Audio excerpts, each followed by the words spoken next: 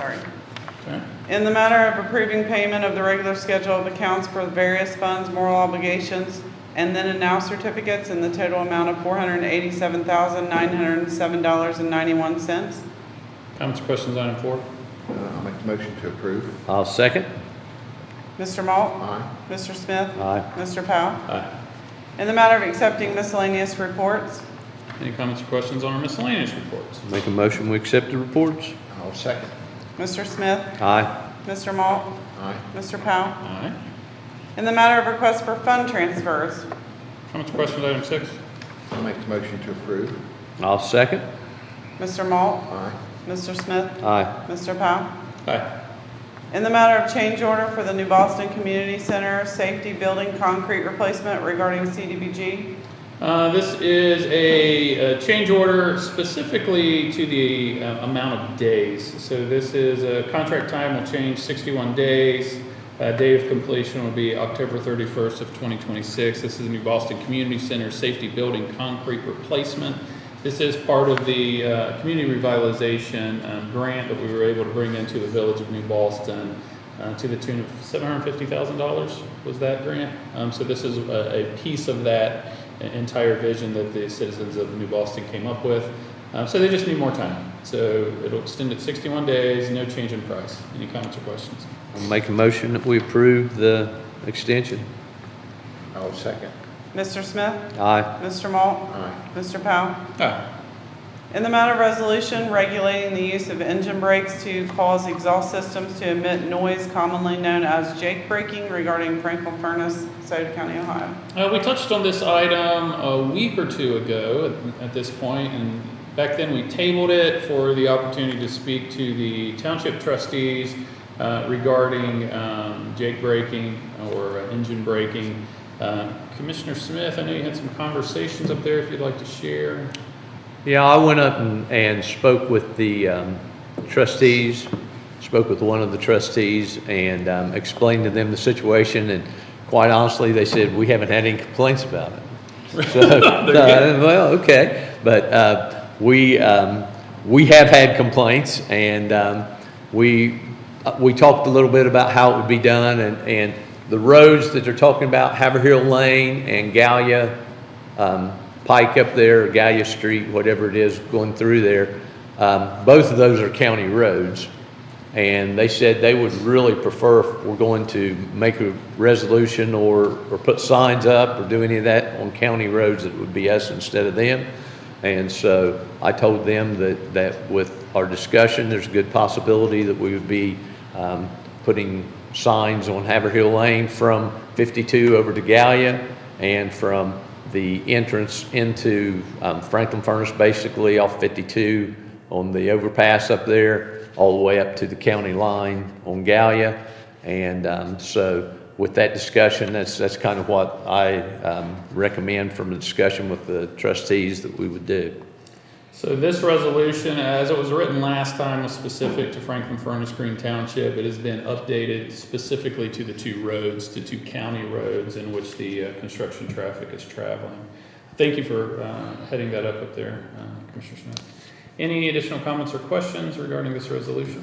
Taking all that into consideration, I make the motion to adopt. I'll second. Mr. Malt? Aye. Mr. Smith? Aye. Mr. Powell? Aye.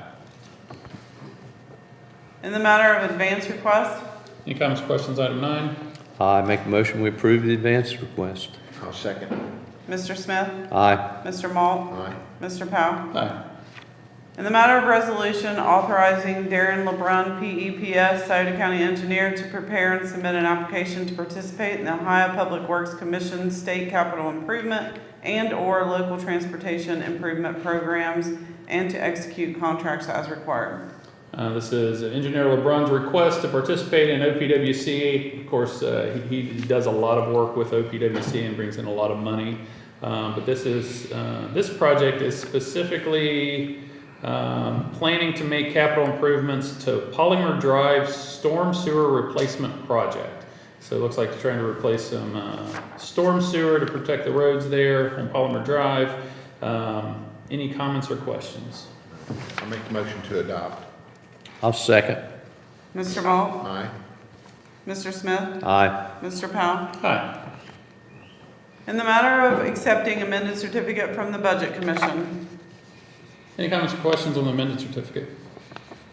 I'm always for taking more money if they find it, so I'll make a motion we accept. I'll second.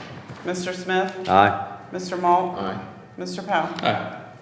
In the matter of authorizing the chairman of the Board of Commissioners to send a letter to Representative Justin Pizzuli and the Controlling Board. All right, we actually have a letter from Tammy Moore Morton, Director of JFS. So if you've been tracking some of the CPS funding issues, not just here, but in the region, we did a press conference last week. But one of the questions that we had was the controlling board in the state of Ohio allotted $1 million to Benton County, and they deemed it due to a crisis. So the controlling board has the ability to allocate out of the emergency fund. I believe there's $187 million in the emergency fund. The process that Benton County went through their JFS director and their commissioners, they went to their state rep, who then will speak with DCY to get support, to then go to the controlling board to make a request for funding. So I'm going to read some numbers here. And then I'm going to draw the analysis between where Scioto County is currently sitting and where Benton County was. There's going to be a lot of numbers. It's going to be real nerdy, but I think it's important. So currently our fund balance for placement only is $121,216.75. We have outstanding invoices of $3,010,768.36. Now we are anticipating for the remainder of the year an anticipated revenue of $2,839,281.35, but we're also estimating another $3,609,414.20 in additional boarding costs. So what that means is we will need by the end of the year an estimated $3,689,063.63 that is not available through the funding mechanism currently through CPS, so that means that would need to come out of the general fund from somewhere. Our general fund is roughly $24 million, so do the math. Most of that covers people and benefits. That's where most of the cost is in government. This is the main reason we've been telling office holders, don't backfill, don't do raises, freeze wages, lay off if we need to. So we're looking at a hole of almost $3.7 million is what we're looking at. Now I want to draw the parallel of why we're going to the controlling board based on the example of Benton County. So Benton County, 12,500 people. They had 16 kids in care. They took on 16 kids, which roughly brings them to 32. So that was their breaking point. They doubled their kids. Well, if you extrapolate that out to our population of 72,000, their initial 16 kids would be the equivalency of if we had 96 kids in care. Now, we all know we've never been to 96, and we haven't been to 96 for a very long time. Their equivalency of 32 kids in care is the equivalency of us having 192 kids in care. We're sitting at 197. So we're saying Benton County is in a crisis due to one event. Scioto County has been in a crisis for the past 4 to 5 years, and to the hard work of CPS, they did drop that number from 407 kids in care down to the 197, which is the crisis point that we're looking at for Benton County, if you look at the equivalency. One other thing I want to draw to your attention is $1 million that Benton County had is roughly 15% of their general fund. The dollar amount that we will be short is $3.6 million. 15% of our general fund is $3.6 million. So we have been in crisis mode for a while. We have been filling in the gaps with decrease of kids in care, but also through one-time grant funding, that money is gone. We are working with the legislator on trying to cap costs. Most of the costs are being driven not by the normal kids in care, like that have no special needs, but it's really the kids that have extra special needs. Those are the rates that are jumping. One kid was on track for $1 million a year just by themselves. that falls to the responsibility of the county. So I say all that to say this. This would authorize me to write a letter to Justin Pazzulli laying out those numbers, laying out, we already have a letter from JFS and Tammy Moore Morton, and then we'll draw the equivalency of, hey, you gave Vinton County money based on this premise.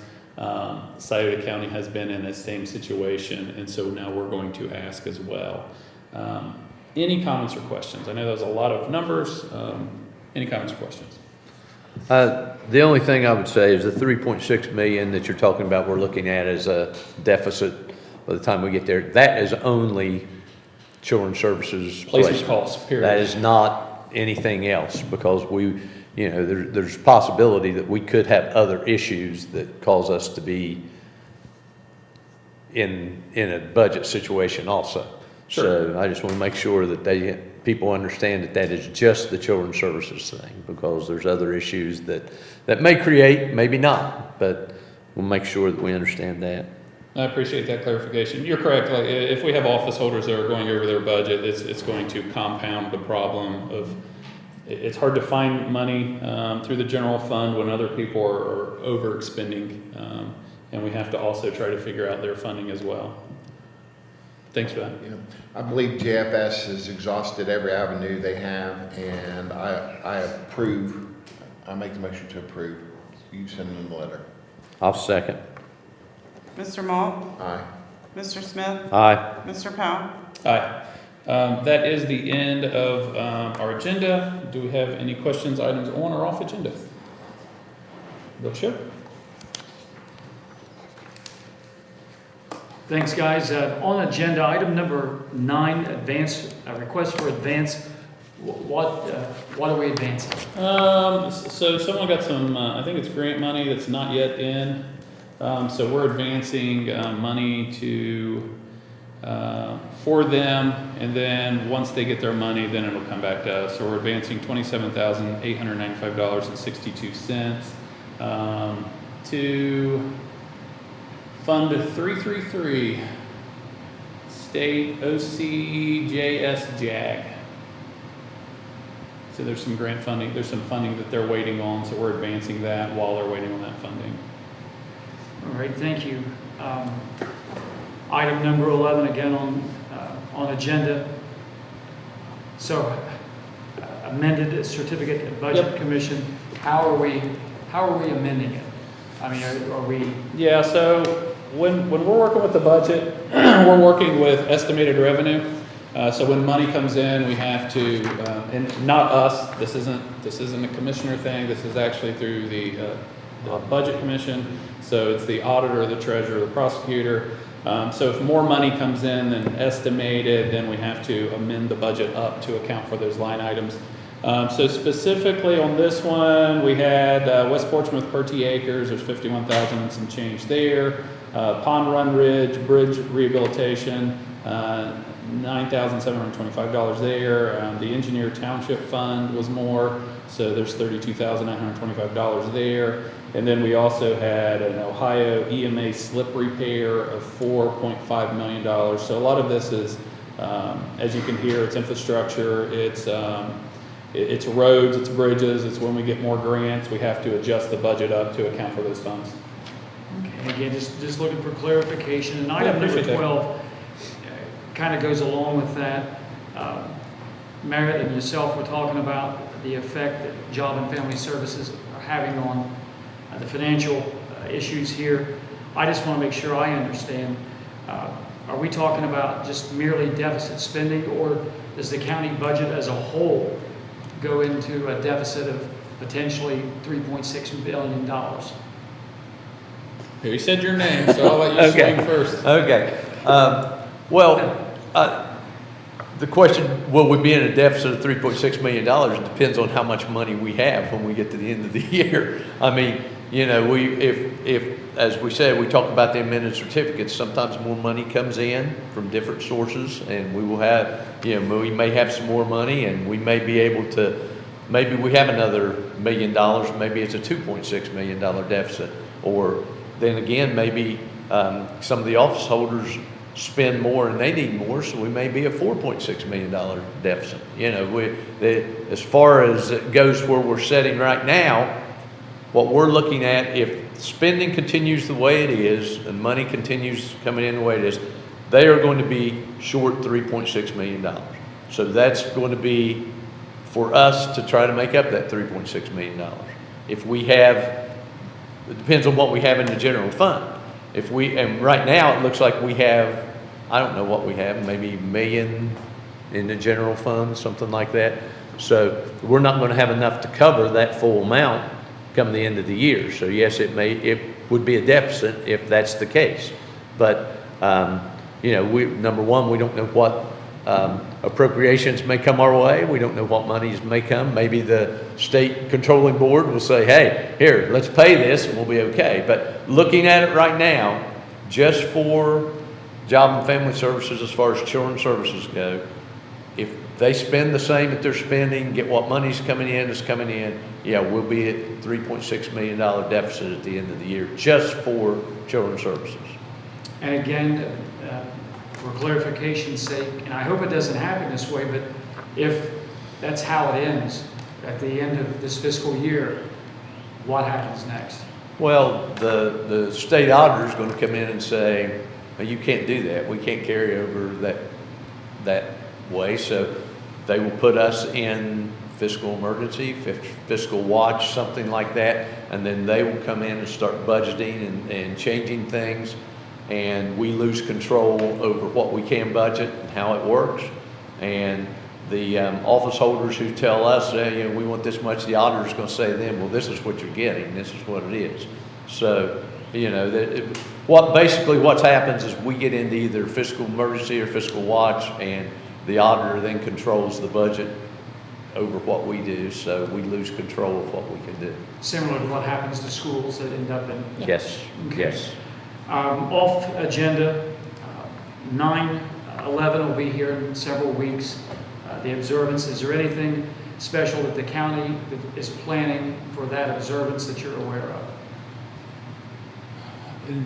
Not that I'm aware of. I hadn't heard of anything, that's why I was trying just to find out. I haven't heard of anything. I do know there's some events happening out at the lodge. I don't think it's in connection to 9/11, but there is some stuff that weekend. There'll be a drone show, different things. Events throughout the weekend there at the lodge. But specifically to 9/11, typically we'll see some of the firehouses do something, or the veteran services or something. I haven't heard of any plans yet. Yeah, Same here. what I started to say in that line is usually you'll have some of your local fire departments. Portsmouth usually does an observance, Portsmouth Fire Department, and some of your others do. You know, unfortunately, you know, it's one of those things that we say we're never going to forget, but it seems like we kind of slip away from it and don't do remembrances the way that we have in the past. You know, I have, I don't know if the other guys have or you have, but I've been to New York and I've gone through the 911 museum and been in, and if you go through that, it's an experience that you don't forget. You just go to the memorial and they've got all the names there, and then you walk through where the tower stood, and there's lots of reminders. Fire trucks, flags, different things that are hanging in there. And if you go through that, it will stick with you.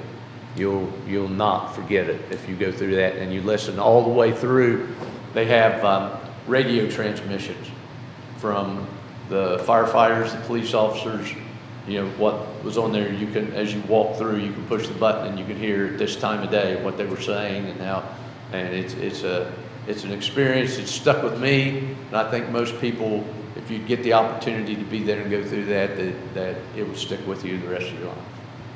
Commissioner Moore? I can flash back to that day spontaneously. I think we all that were living at that time have a remembrance of that day, and it's definitely a day of remembrance, that's for sure. Guys, that's it for me. Thank you very much. Thank you, sir. Any other questions for people in the audience? Anything online? Bill's the only one. That's tongue in cheek. Anything online? Nothing online.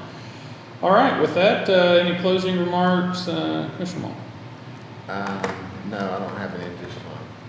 Commissioner Smith. Once again, it's coming down that time of year where the 9/11's coming up, and we've been celebrating our 250th, and I think that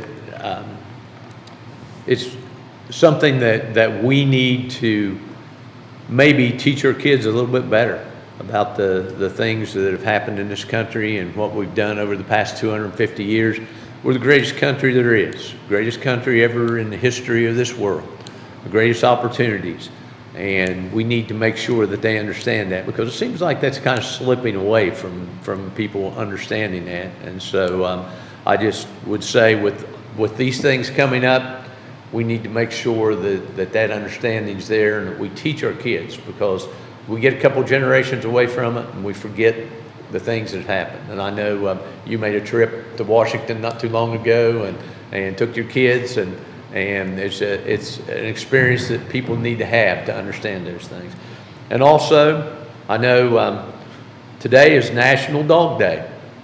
Is it really? Yes, and so you didn't even know, did you buy Archie anything? I didn't, and I wanted to mention Saw the Hounds. I forgot to mention Saw the Hounds is doing a fantastic job, and they're really helping out a great deal with the dog pound. I want to publicly thank Saw the Hounds. Well, it is National Dog Day, so, Okay. and I saw Bill just got a new addition to his house, a new dog, and so you need to go celebrate, Bill. Every day is National Dog Day. So that's all. I'm included in that. That's all I have. All right, thank you, gentlemen. I want to say congratulations, Cody Bricky. We swore him in as our warden director for the Scioto shelter. I really appreciate the partnership and the friendship that we're seeing happen out there with Scioto Hounds. They did a remarkable job getting 15, 16 dogs out that needed to be adopted, and they worked very hard getting them to rescues into the forever home. So, plus grant money that they've brought in already, dog food. So it's encouraging to see the two entities working hand in hand together, but looking forward to big things for Cody. Had the opportunity to be in Piketon on, I guess that was that Monday or Tuesday? I don't even know what day it was, Monday or Tuesday, for the Heart of Opportunity tour that Governor DeWine and Lieutenant Governor Jim Trussell were going around talking about the good things happening in Ohio. Ohio was ranked as the #1 place to do business by, I believe, CNBC. And Bill, thanks for running some sound on this today. But part of this and all the money coming into the community means nothing if we're not capitalizing on it locally. And that's local families, it's local businesses, and local developers figuring out how to plug into the billions and billions of dollars coming to Southern Ohio. So one opportunity to do that is today at the Cricker Innovation Hub on Chillicothe Street there at Shawnee State. Any suppliers or vendors that may be able to support the Google site in Franklin Furnace. This is an opportunity to meet with Holder Construction. They're the main construction company overseeing that property. We already know now that it's over 2 million square feet. I think the office building is going to be 80,000 or more square feet. By next year, we'll have 3,500 construction workers on that site.